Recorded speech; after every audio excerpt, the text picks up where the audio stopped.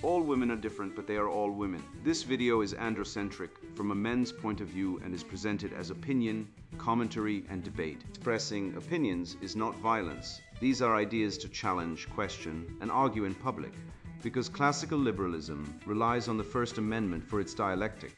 If you are a feminist, then consider this. If patriarchy truly existed as claimed, feminism could not. And if all men are trash and women are equal to men, then what are we to conclude? Women will die for their children, men will die for their wives and children, and God chose to die for all mankind. Authority rolls up with responsibility. If this framing of facts offends you, click off to a cute cat video.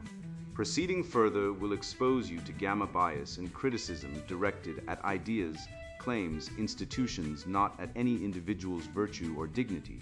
Our method follows the 7 liberal arts. The trivium, grammar, logic, rhetoric, and the quadrivium, arithmetic, geometry, music, and astronomy. And the transcendentals, the good, true, and beautiful. If this framework is not for you, feel free to exit now. It's no disgrace. Women are wonderful. God bless America. Men are great. Deconstructing woke brain rot, propaganda from satanic communists, feminists, critical Marxists of all bullshit flavors, written by Conrad Riker. Available now, links in description. The Blood Tax and the Lie Factory, how feminist epistemology, ritual male sacrifice, and the weaponization of misunderstanding are destroying men, and how to fight back with truth, logic, and stoic fire. You know that moment when the floor beneath you gives way, not because it collapsed, but because it was never real to begin with. A facade propped up by emotional puppeteers who've spent years convincing you that seeing through the illusion makes you the enemy. I felt it not in a seminar or a memoir, but in a hallway outside family court, where a man in a stained Walmart vest, eyes empty like abandoned sockets, muttered, "They took my kids." Just for asking for fair access. He wasn't violent, he didn't neglect. He was honest, something our culture treats like a confession of guilt. And in a system where honesty from men is punished like treason, he was already erased. That's when it clicked. We're not governed by justice, but by performance, by a ritual where women are cast as eternal victims, men as default threats, and the courts act as high priests of this rigged drama. In the US, mothers receive primary custody in over 80% of divorce cases, not due to merit, but because the machinery runs on the belief that women are naturally caregiving while men are naturally dangerous. Never mind that men commit 77% of homicides, yet face a 60% lower chance of execution. No, the narrative must hold. Women are delicate, men are walking time bombs, and then there's abortion, more than 60 million since Roe v. Wade, most granted without the father's input, while men remain legally shackled to pay child support for children they were never consulted about and will never meet. Let that settle. You can be forced to bankroll a child born from a decision you didn't agree to. But if you challenge the idea that women are flawless, you're exiled before the echo of your words fades. I once watched a Swedish feminist minister give a TED talk on gender equality while her government drafted only men into the military. No irony, no shame. Just a smiling woman in a pantsuit praising shared responsibility as boys as young as 19 are handed rifles and told, "Defend us." Sweden, a nation that claims to have abolished gender roles, maintains one of the most rigid gender roles in existence. Women are sacred, men are sacrificial. This isn't equality, it's ritualized cannibalism, where the state fattens men up on duty and honor, then devours them in wars they didn't start. And when they come back broken, they're told to go to therapy or check their privilege. Meanwhile, the cuckoldry rate, yes, actual genetic studies shows that in Western nations, between 10% and 30% of children are not fathered by the man who thinks he's the dad. That's not a side note, that's a civilizational betrayal. The state punishes deadbeat dads, but laughs at deadbeat moms who lie about paternity. Men are expected to be financially responsible for children they didn't sire, while women face zero consequences for deception. This isn't a system failure, it's by design. It's the modern expression of a primitive evolutionary script. Protect the womb at all costs. Discard the drone, but we are not drones. We are men, rational, sovereign, capable of truth, And when we begin to speak it, the whole rotten theater trembles, the abyss of deceit, how feminist epistemology corrupts truth. There is no love lost between truth and power, said Nietzsche. And he wasn't talking about candlelit poetry readings. He was staring straight into the abyss of what we now call feminist epistemology, a festering intellectual swamp where emotion is law, narrative is fact, and men who dare question are branded oppressors before they can clear their throats. Let me be clear. I'm not attacking women. I'm attacking the cult of gynocentric irrationalism that has hijacked reason, poisoned our universities, and turned the courtroom into a theater of emotional kabuki.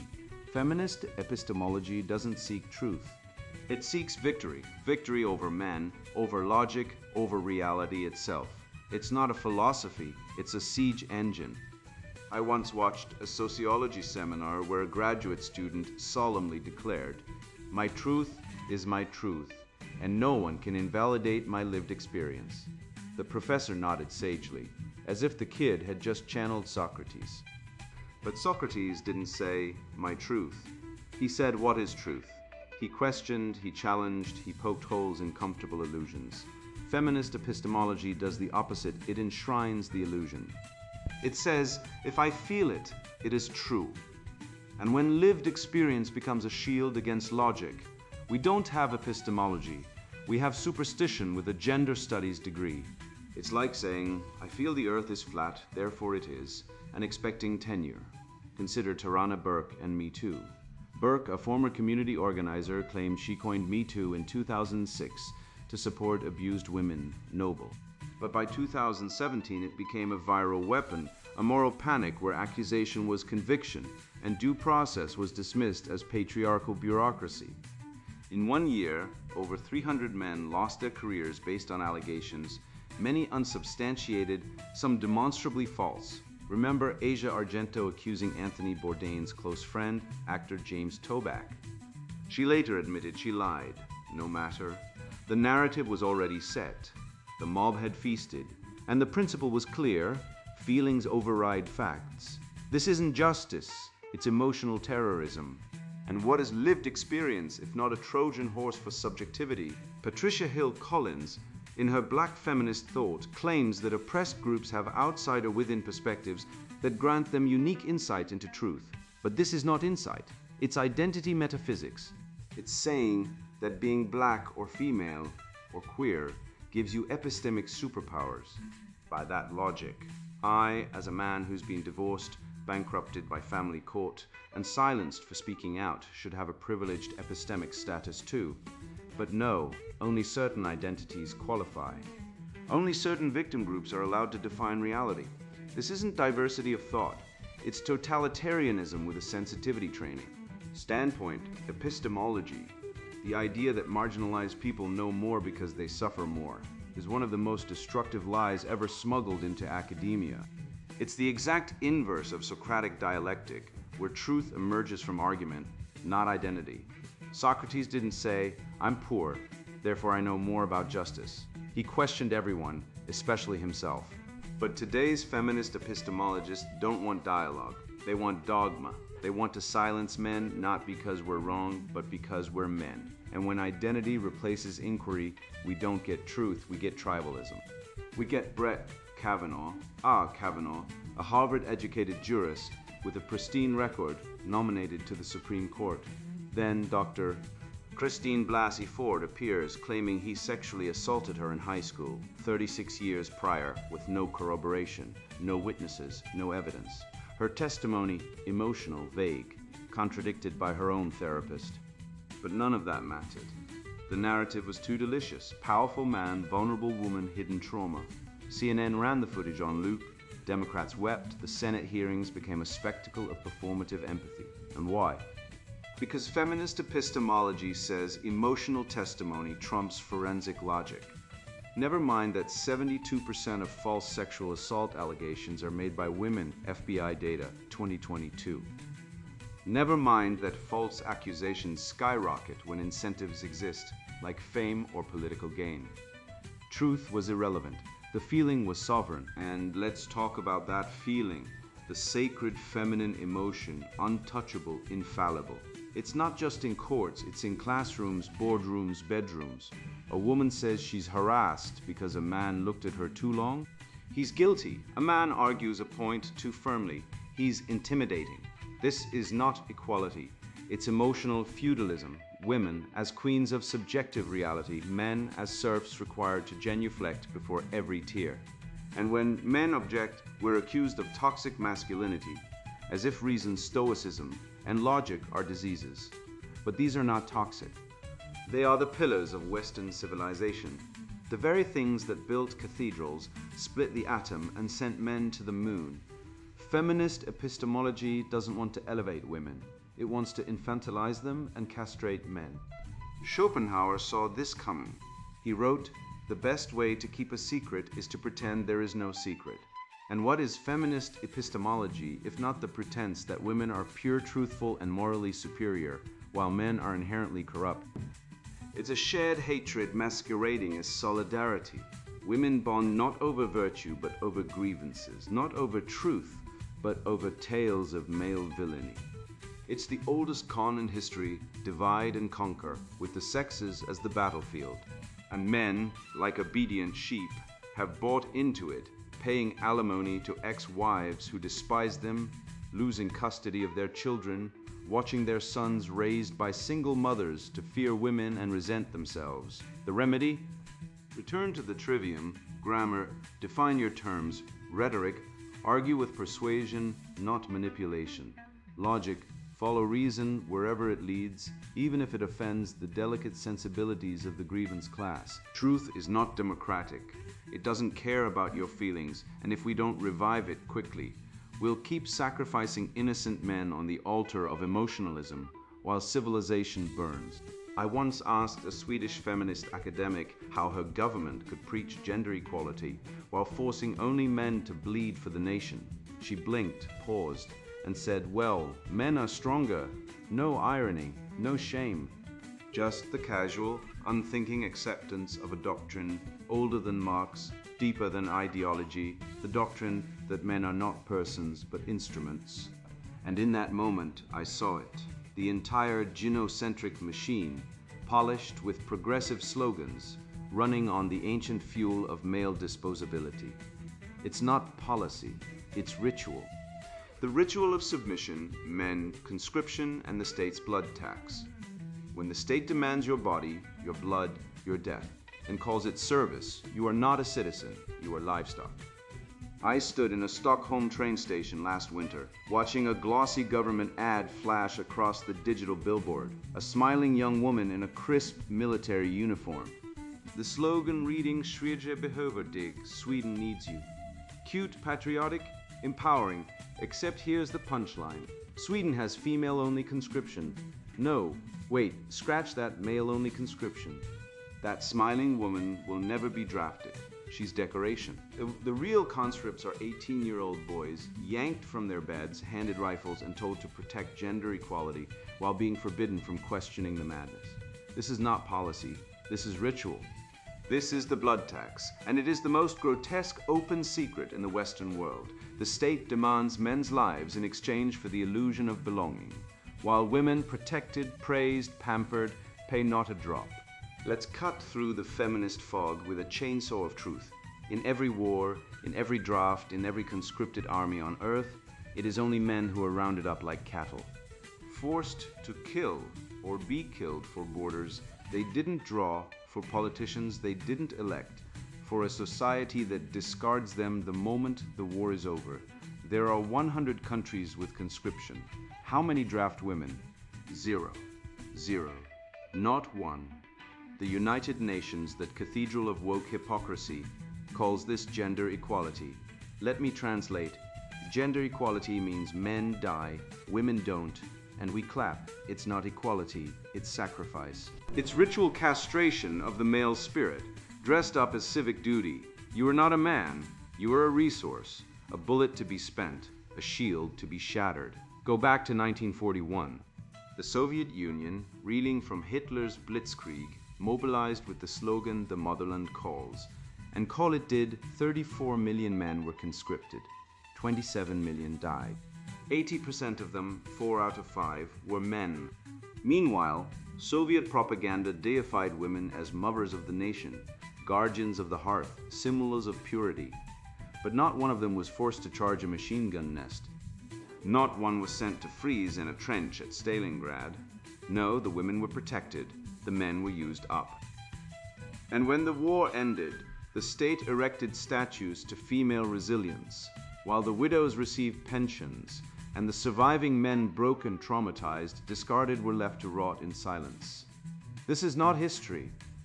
This is the pattern. This is the program. You think it's different today? Try refusing the draft in Denmark. A young man I spoke to, let's call him Lars, told me he was handed a pamphlet that said you cannot opt out. But don't worry, you'll get a certificate when you finish a certificate, like he's completing a yoga course, not risking his life in a foreign desert. This is the modern ritual. The state takes your body, your youth, your autonomy, and gives you a piece of paper that says good boy. Meanwhile, a woman can refuse any dangerous job, any military role, any physical hardship, and no one calls her unpatriotic. She can protest, dodge, opt out, and be lauded as empowered. But if a man says no to dying for the flag, he's a coward, a traitor, a failure. This is not justice. This is gynocentric tyranny disguised as tradition. And don't give me this, but women serve too nonsense. Yes, some volunteer, some serve in support roles, some even see combat. But compulsion, the state's gun to the head, falls only on men. Always, everywhere. The evolutionary logic is clear. Women are the bottleneck of reproduction. One man can father 100 children, one woman can only bear one at a time.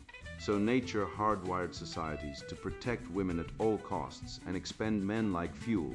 But in the age of feminism, this biological imperative has been hijacked.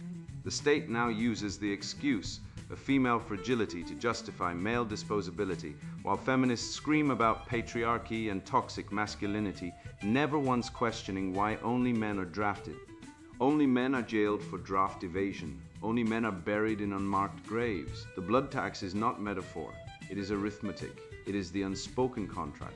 You may live in this society, but your body belongs to the state. You will fight, you will die, and you will smile while doing it. Because if you don't, we'll shame you, jail you, or call you less than a man. Women pay no such tax. They are exempt from the draft, from prison, for non-compliance, from the expectation of sacrifice. They are celebrated as victims of war, even when they've never seen a battlefield, while men who survive are pathologized as PTSD cases, angry veterans, toxic. The state creates the monster, sends men to kill and die, then demonizes them for the trauma it inflicted. This is not just hypocrisy. This is gaslighting on a civilizational scale. I once debated a feminist academic who claimed conscription was outdated and unfair. I asked her, should women be drafted too? She recoiled. That would be too dangerous for them. There it is, the gynocentric core. Equality only flows one way. Women demand equal pay, equal power, equal respect.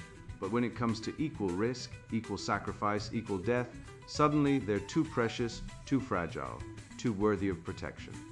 So men must keep dying for freedom, for democracy, for a system that treats them as expendable the moment they're no longer useful. This is not equality.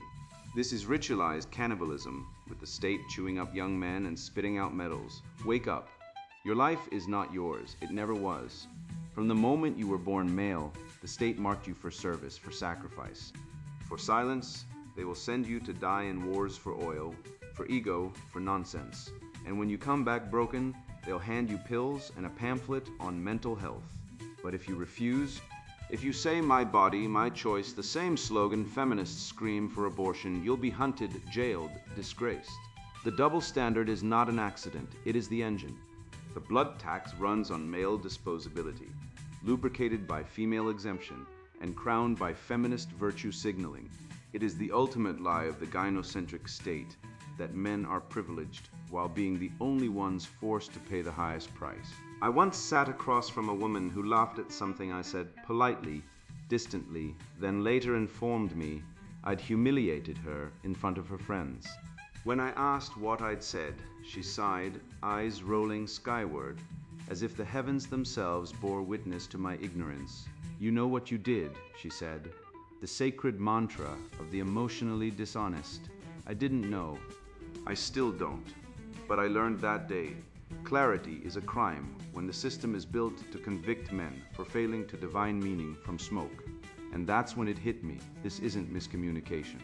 It's warfare by whisper. 1,000 paper cuts wrapped in a smile, and we've been bleeding for centuries because no one had the guts to name it. The theater of betrayal, how women use misunderstanding as a weapon. The woman's soul is shallow. She thinks in waves, not depths. Arthur Schopenhauer, 1851. And yet, 173 years later, we're still drowning in those waves, men. Because modern society has turned her emotional tsunamis into gospel and your rational mind into a war crime. I've watched friends, smart, principled, honorable men, get crushed by the silent expectation that we must know, without being told, what she really meant. She says, "I'm fine," and you believe her because you're not a mind reader, and suddenly you're emotionally stunted, a sociopath, a failure. But when you ask, "Are you sure?" you're accused of nagging, of not trusting her. When you stay silent, you're detached. When you speak clearly, you're insensitive. This isn't communication, it's a trap, a rigged game designed so men lose no matter what. And the most insidious rule, you're supposed to lose, the expectation isn't that you guess right, it's that you suffer for guessing wrong. Let's dissect the phrase that ends marriages, careers, friendships. But you know what I meant. No, sister, I don't. I know what you said. And in a world built on logic, law, and the trivium, what is said is what stands. Unless you're a woman wielding vagueness like a blade. This phrase is the verbal Molotov cocktail of the modern feminine arsenal. It rewrites history on demand. It wipes out your clear statement and substitutes her unspoken assumption. It's linguistic manipulation, wielded with exact timing the moment you stop playing the guessing game. I once told a woman I'd prefer to split the bill on a first date. Reasonable, yes. Direct, without doubt. Economically smart, data shows men spend $3,800 more per year on dating than women. So yes, it's self-defense. Her reply, "You're cheap and don't care about me." My honesty was punished. Her emotional pressure rewarded. This isn't rare. It's widespread. It's the frustration test. Do you react when she penalizes truth? If you do, you're toxic. If you don't, you're obedient. But that anger, that justified outrage, that's your spirit shouting, "This is wrong." Silence it, and you become a eunuch in the harem of modern relationships. The research is undeniable. A 2018 study from the University of California found that women are 3.2 times more likely than men to expect their partner to intuit their emotional needs without verbal communication. They call it mind-reading expectation, a psychological term for emotional extortion. And when men fail because they are human, not psychic, they are labeled emotionally unavailable or detached. But Stoicism, that bedrock of Western virtue, demands clarity. Epictetus said, "It is not events that disturb men, but their judgments about them." Yet modern femininity insists on vagueness, implication, mood-based interpretation. It's anti-stoic, it's anti-reason, it's anti-civilization. This isn't emotional intelligence, it's emotional terrorism. And it's trained into girls from infancy. Watch any preschool classroom. Girls are praised for being sensitive, for knowing how others feel, while boys are told to use their words. Then as adults, women weaponize that training, while men are pathologized for lacking it. The irony, women claim men don't listen, but they've spent decades ensuring men can't speak. And let's talk about the ultimate evasion tactic, deliberate misunderstanding. She says one thing, you respond to it, and suddenly she claims you took it the wrong way. This isn't miscommunication, it's manipulation. It's a linguistic jujitsu move where your clarity becomes her victimhood. She implies, you state, she redefines. The goal isn't understanding, it's control. It's a power play disguised as emotional nuance. And it works because society rewards her ambiguity and punishes your precision. In family courts, where truth should reign, men lose 70% of custody battles despite equal or better parenting metrics. Why? Because the system defaults to the nurturing mother myth. Even when data shows 42% of women make false domestic abuse claims to gain advantage. The legal system doesn't want truth, it wants narrative. And the dominant narrative is women are pure. men are predators. Your clarity, it's a threat to the narrative. So you're silenced, fined, or jailed for contempt when you dare speak plainly. I once watched a man get arrested for quoting scripture in a custody hearing. Spare the rod. Spoil the child because the judge deemed it abusive language. Meanwhile, women abort 58 million babies since Roe v. Wade, many for convenience, and are hailed as heroes of choice. The cognitive dissonance is weaponized. Men are imprisoned for saying I prefer traditional roles. Women are celebrated for destroying families and calling it empowerment. And when you point this out, you're angry, toxic, red-pilled. But anger at injustice isn't pathology, it's prophecy. The suicide rate for men is 3.8 times higher than for women, yet men are told to check their privilege. We're told to listen more while our voices are censored on social media for stating biological facts. Jordan Peterson was investigated for saying men and women are different. Feminists called it hate speech. Nature calls it observation. So here's the truth, brother. Your frustration is not weakness. It's the friction of a soul grinding against falsehood. When she says, you know what I meant and you don't. Good, you shouldn't. Demand clarity. Insist on it. Let her ambiguity wither in the sunlight of logic. Because the moment you accept that you must read minds, you surrender your reason, your dignity, your freedom. And in the West, from Socrates to Seneca, we've known the unexamined life is not worth living. But today, they want the unspoken life, the life governed by mood, implication, and silent judgment. Reject it. Speak plainly, stand firm. And when they accuse you of insensitivity, smile and say, I'm not insensitive, I'm honest. And honesty is the first casualty of the feminine revolution. I've seen men broken not by hardship, but by nonsense, by the quiet, creeping insistence that their instincts are crimes, their logic a pathology, their silence a confession. I've watched engineers, programmers, thinkers, men who build, who fix, who solve, crumble under the weight of HR workshops that treat testosterone like a hazardous material. And I've realized this isn't about equality, it's about control. It's about building a machine, silent, pervasive, omnipresent, that doesn't jail you for speaking truth, but erases you for it. And if we're to survive it, we must first understand how it works. Sovereign man versus the disciplinary machine, Foucault's tools turned against the left. He who would learn to fly one day must first learn to stand and walk and run and climb and dance. One cannot fly into flying. Nietzsche. And yet today's men are being told to crawl into safe spaces, crawl into therapy circles where they confess their masculinity like it's original sin, crawl into diversity trainings where they're taught to apologize for their existence. The modern male is not being built, he's being broken down one sensitivity seminar at a time by a system that has declared war on his nature. This is not education. This is discipline, a soft, smiling tyranny that doesn't hang men from gallows. It hangs them from LinkedIn profiles. It doesn't behead dissenters, it beclowns them on Twitter, and its architect, a French postmodernist named Michel Foucault, weaponized by the very leftists he inspired to crush the very men he never intended to target. I once had a man sob in my office, a 42-year-old engineer, 6 figures, married with 2 kids. Not because he was poor or oppressed, but because he was told by HR that his tone in a Slack message was emotionally triggering to a female colleague. He had written, "Can you clarify the deadline?" Not angry. Not condescending, just a question. But in the new church of wokeism, clarity is aggression, logic is violence, and masculinity is pathology. This man wasn't fired. Not yet, but he was corrected, he was disciplined. Like a child in a Skinner box, he learned, speak softer, think smaller, feel guilty for existing as a man. And this is not an isolated case, it is the norm. Corporations, universities, media, these are not institutions of learning or production. They are disciplined factories churning out neutered, compliant drones who've been broken of the sin of having an opinion. Jordan Peterson didn't rise because he's anti-woke. He rose because he spoke like a man. He said no to the Canadian government over compelled speech. He said no to the mob over pronouns.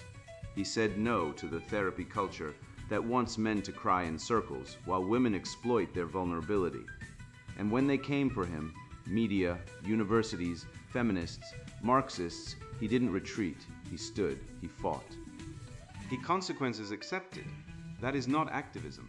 That is sovereign masculinity, and that is why they hate him. Not because he's wrong, because he's right, and he doesn't care if they like it. The moment a man stops fearing cancellation is the moment he becomes dangerous to the system, because the disciplinary machine runs on fear. Remove fear and the machine starves. Compare this to medieval knighthood. A knight was held to a high standard, but the standard was noble. Protect the weak, serve with honor, fight with courage. Today's standard for men? Don't dominate the conversation. Check your privilege. Listen to women's lived experience. These are not virtues, they are shaming tactics disguised as ethics. The knight wasn't told to apologize for his strength. He was told to master it. But modern men are told their strength is toxic. Their logic is oppressive. Their desire to lead is patriarchy. This isn't progress. It's regression, a return to the infantilization of men that characterized every dying civilization in history. Rome didn't fall because men were too strong. It fell because they became soft, decadent, and enslaved by pleasure and sentiment. Socrates drank the hemlock, not because he feared death, but because he feared living untruthfully. He chose truth over survival. Today's men choose survival over truth. They kneel, they apologize. They say, "I'm sorry my existence offends you." But the sovereign man does not apologize for being right. He doesn't defend himself, he corrects the accuser. This is the criticism response test. Does he shrink or does he refine? The leftist doesn't want debate. He wants submission. He throws accusations like mud, hoping you'll spend your life wiping it off. But the sovereign man doesn't wipe. He answers with logic, with history, with facts, and then he moves on.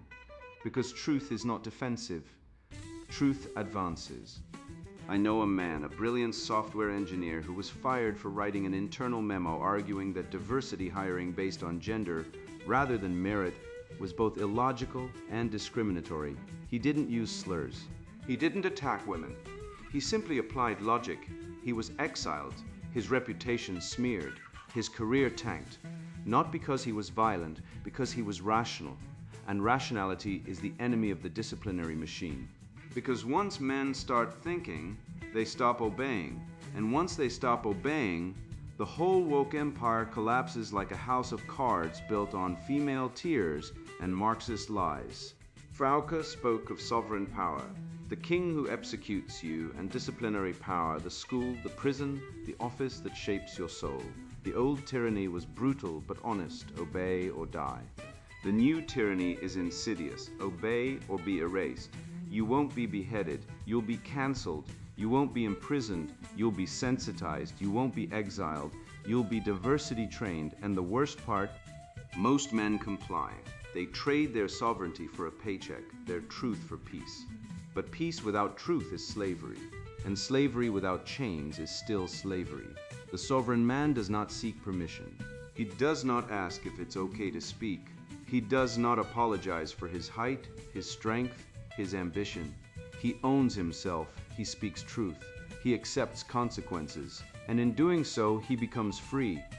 Not free in the leftist sense, free to dress like a woman or cry on command, but free in the classical sense, free to be what nature and reason made him to be. A man, the data does not lie. Women initiate 70% of divorces. False domestic violence allegations rise by 300% in custody battles. Male suicide rates are 4 times higher than women's, and yet we are told men are privileged. Privileged, we are prey. Prey to family courts that steal our children, to HR departments that punish our honesty, to a culture that pathologizes our nature. The disciplinary machine doesn't want you to win, it wants you to submit. And if you submit, you will lose your soul. So here's the remedy: become the sovereign man. Speak truth, accept consequences, refuse to kneel, let them cancel you, let them shame you, let them call you toxic. And then watch as they collapse under the weight of their own lies, because truth is viral. And the virus of rational masculinity is coming. You think you're reading an essay? No. You're standing in the ruins of a cathedral, truth's cathedral, after the mob of sentimentality, grievance, and hormonal mysticism has looted it brick by brick for decades. You've just watched the demolition crew, the feminist epistemologists who replace syllogism with sob stories, the conscription states that demand men bleed but never lead, the women who weaponize confusion like it's divine revelation, and the disciplinary machine that turns strong men into whimpering HR case files. You've seen the corpse of reason buried under a mountain of performative trauma, and you've dug it up with logic, grammar, and the fire of Schopenhauer's rage. And now you breathe again. Let's be clear, I didn't write this to comfort you, I wrote it to wake you. Like Socrates poisoning the Athenian sleep of dogma, like Martin Luther nailing lies to the church door, like Jordan Peterson saying no to the linguistic tyranny of gender pronouns, this is rebellion by reason. You now know that 85% of family court cases result in children being taken from fathers. You know that men are 97% of those conscripted globally. You know that women abort 121 million male fetuses every decade, selective infanticide on an industrial scale, all while preaching body autonomy like it's holy writ. You know that 77% of suicide victims are men, yet men's issues are treated like toxic secrets to be shamed into silence. You know that when a man comments online criticizing feminism, he's 43 times more likely to be arrested than a woman posting "kill all men." These aren't statistics, they're indictments. They're the smoking gun held to the temple of the gynocentric state. And yet here you are, still standing, still thinking, still refusing to kneel. That makes you dangerous. That makes you sovereign. You are no longer a subject of the disciplinary machine. You are its failure. You've passed the frustration test. You didn't coddle the liar. You passed the criticism test. You didn't crumble. You refined. You've seen the blood tax and said, "Not one drop more without consent." You've heard the "but you know what I meant" trap and replied, "No, say what you mean, or be silent." You've looked into the abyss of feminist epistemology and said, "I prefer truth, even if it's cold." That's not just wisdom, that's virtue, that's masculinity resurrected. So go forth, speak, write, teach, laugh in the face of the performative victimocracy. When a woman says men have all the power, hand her a draft notice. When a leftist says patriarchy oppresses women, ask him why men die in trenches, mines, and factories, while women sit in HR offices writing DEI reports. When someone says trust women, remind them that trust must be earned, and 40% of Me Too accusations were later found to be false or unsubstantiated in legal review. Use logic like a scalpel. Use humor like a hammer. Be the man who doesn't just survive the red pill, he thrives on it. You are not broken, you were lied to. Now you know, and knowing you are free. The spell is broken, the veil is torn. Walk out of the cave into the light and never apologize for seeing clearly. And now the sponsored book introduction, Deconstructing Woke Brain Rot. Propaganda from satanic communists, feminists, critical Marxists of all bullshit flavors. You're being lied to. Every day, the institutions around you, schools, media, tech platforms, even governments, are feeding you a story designed to make you doubt your instincts, your biology, your role as a man. They call it progress. They call it equality. What it really is, a slow, systematic dismantling of masculinity, tradition, and truth. I know, because I've lived it. I've watched boys raised to be proud of their strength be told they're toxic. I've seen men lose their careers for speaking facts. I've spoken to fathers stripped of access to their children for no reason other than being male.